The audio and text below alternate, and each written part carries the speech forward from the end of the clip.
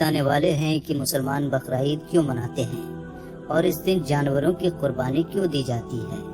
اس لیے آج کی یہ ویڈیو آپ سبھی کے لیے بہت ہی زیادہ خاص ہے دوستو۔ آپ ہندو ہوں یا مسلمان ہوں، آپ اس ویڈیو کو ضرور دیکھیں اور مہربانی کر کے اسے شیئر بھی کر دیں تاکہ بقرعید آنے سے پہلے یہ ویڈیو اور بھی لوگوں کے پاس پہنچ جائے۔ تو چلیے شروع کرتے ہیں۔ دوستو، جیسا کہ آپ سبھی کو معلوم ہے کہ ہر تہوار کو منانے کے پیچھے کوئی نہ کوئی وجہ یا کہانی ضرور ہوتی ہے، اسی طرح سے بقرعید کو منانے اور قربانی دینے کے پیچھے بھی اسلام میں ایک واقعہ ہے۔ یاد رکھیں، اللہ تعالیٰ اپنے محبوب بندوں سے یعنی کہ اپنے نبی اور پیغمبروں سے بہت محبت کیا کرتا ہے اور وقت پر ان کا امتحان بھی لیتا ہے۔ اسی طرح ایک بار حضرت ابراہیم علیہ السلام کا بھی امتحان لیا گیا۔ ہزاروں سال پہلے کی بات ہے کہ ایک روز حضرت ابراہیم علیہ السلام اپنے گھر میں آرام فرما رہے تھے کہ ان کی آنکھ لگ گئی، یعنی کہ آپ پر نیند غالب ہو گئی۔ تبھی آپ علیہ السلام نے اپنے خواب میں دیکھا کہ اللہ تعالیٰ آپ سے فرما رہا ہے، اے ابراہیم، آپ اپنے سب سے پیاری چیز، عزیز چیز کو میری راہ میں قربان کرو۔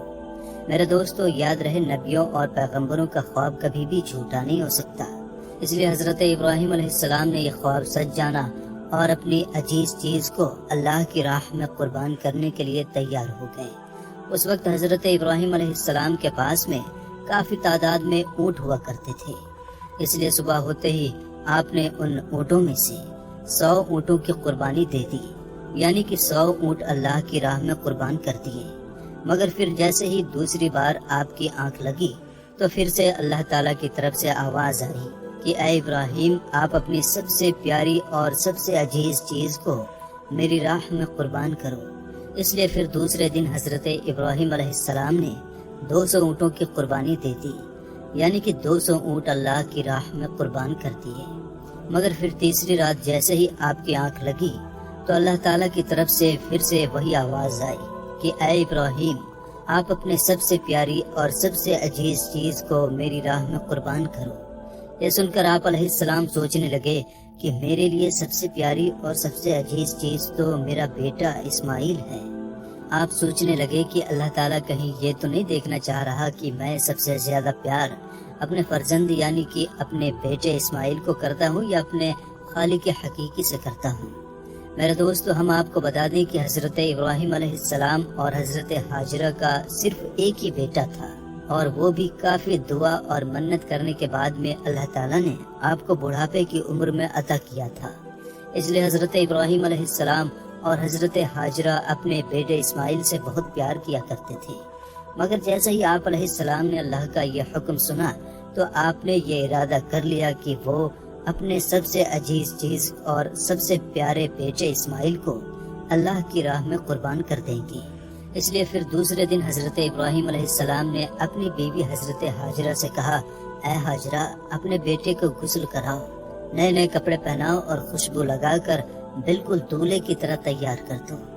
آج ہم اپنے ایک دوست کے گھر دعوت پر جا رہے ہیں۔ یہ سن کر آپ کی بیوی حضرت حاجرہ بہت خوش ہوئی اور خوشی خوشی سے اپنے بیٹے حضرت اسماعیل کو تیار کر دیا۔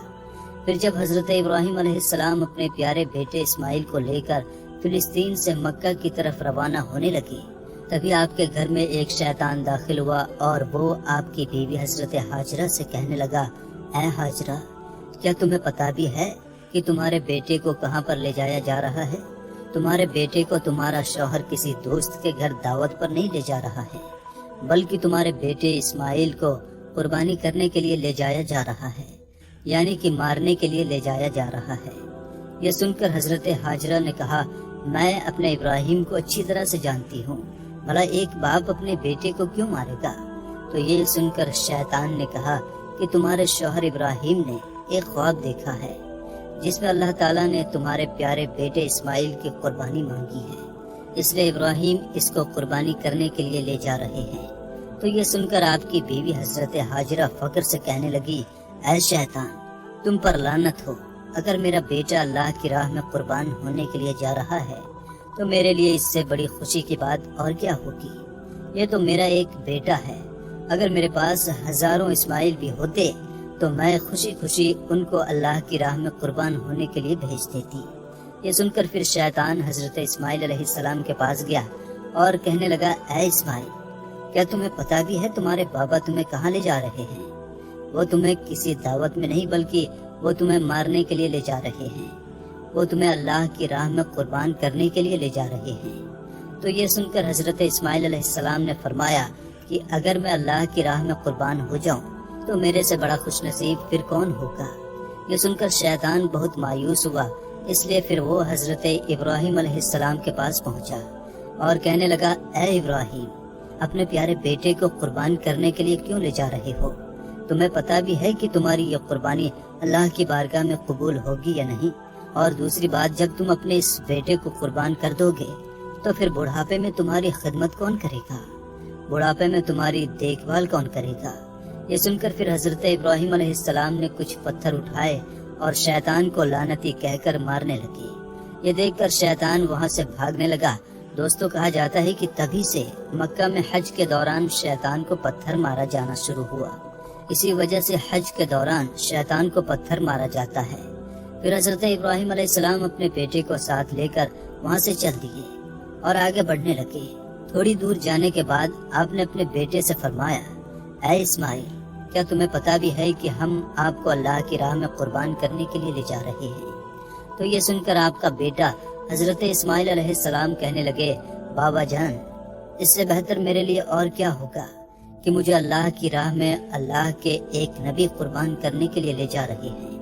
لیکن بابا، میری ایک التجا ہے، جب آپ میرا گلا کاٹو گے تو آپ دیکھ نہیں پاؤ گے، اس لیے پہلے آپ رسی سے میرے ہاتھ اور پاؤں کو اچھی طرح سے باندھ لیجئے، اور میں چاہتا ہوں کہ آپ بھی اپنی آنکھوں پر ایک پٹی باندھ لیں تاکہ آپ کو میرے گلے پر چھری چلاتے وقت ترس نہ آ جائے۔ بس پھر کیا تھا، حضرت ابراہیم علیہ السلام نے اپنے پیارے بیٹے اسماعیل کے ہاتھ اور پاؤں باندھے اور اپنی آنکھوں پر بھی ایک پٹی باندھی، اور پھر اپنے ہاتھوں میں ایک چھری لے کر آسمان کی طرف دیکھا اور کہنے لگے، اے اللہ، اگر تو مجھے ہزاروں اسماعیل دیتا تو میں خوشی خوشی کے ساتھ ان سب کو تیری راہ میں قربان کر دیتا۔ یہ کہہ کر آپ وہ چھری اپنے بیٹے اسماعیل کے گردن پر چلانے لگے تو اتنے میں اللہ تعالیٰ نے فرمایا، اے جبرائیل، جلدی جاؤ، جنت سے ایک جانور کو لے کر زمین پر جاؤ اور اسماعیل کو وہاں سے ہٹا کر اس کی جگہ وہ جانور کو رکھ دو۔ ابراہیم امتحان میں کامیاب ہو گیا۔ جیسے حضرت ابراہیم علیہ السلام نے گردن پر چھری کو پھیرا تو خون بہنے لگا، مگر اس کے بعد میں آپ نے جیسے ہی اپنی آنکھوں سے پٹی کو ہٹایا تو آپ نے دیکھا کہ آپ کے پاس میں ہی آپ کا بیٹا اسماعیل صحیح سلامت کھڑا ہوا ہے۔ پھر آپ نے جیسے ہی نیچے کی طرف دیکھا تو آپ نے دیکھا کہ اسی جگہ پر ایک دمبا، جس کو ہم بھیڑ کہتے ہیں، وہ قربان ہو چکا ہے۔ یہ دیکھ کر حضرت ابراہیم علیہ السلام نے اللہ کا شکر ادا کیا۔ اتنے میں غیب سے آواز آئی، اے ابراہیم، تمہارا یہ امتحان قیامت تک یاد رکھا جائے گا، اور تمہاری سنت کو ایمان والے لوگ ہر سال یاد رکھیں گے اور ہر سال اللہ کی راہ میں قربانی پیش کریں گے۔ میرے دوستو، تبھی سے بقرعید کے موقع پر قربانی کا یہ سلسلہ شروع ہو گیا، اور عید کے 2 مہینے 10 دن کے بعد میں بقرعید منایا جانے لگا، جو ہمارے دیش بھارت، پاکستان اور بنگلہ دیش جیسے دیشوں میں بھی 3 دن تک یہ تہوار منایا جاتا ہے، جبکہ غلف دیشوں میں بھی 7 دنوں تک یہ تہوار منایا جاتا ہے، جس میں دمبا، بکرا اور حلال جانوروں کی قربانی دی جاتی ہے۔ یاد رکھیں، قربانی کے گوشت کو 3 حصوں میں بانٹا جاتا ہے۔ پہلا حصہ غریبوں اور مسکینوں میں بانٹا جاتا ہے، دوسرا حصہ رشتہ داروں میں دیا جاتا ہے، اور تیسرا حصہ خود اپنے گھر میں رکھا جاتا ہے۔ میرے دوستو، یہ تھی ہماری آج کی ویڈیو کہ مسلمان قربانی کیوں دیتے ہیں۔ آپ کو یہ ویڈیو کیسی لگی ہمیں کمنٹ باکس میں ضرور بتائیں۔ دوستو، ملتے ہیں پھر کسی نئی اور اچھی ویڈیو کے ساتھ، تب تک کے لیے السلام علیکم، اللہ حافظ۔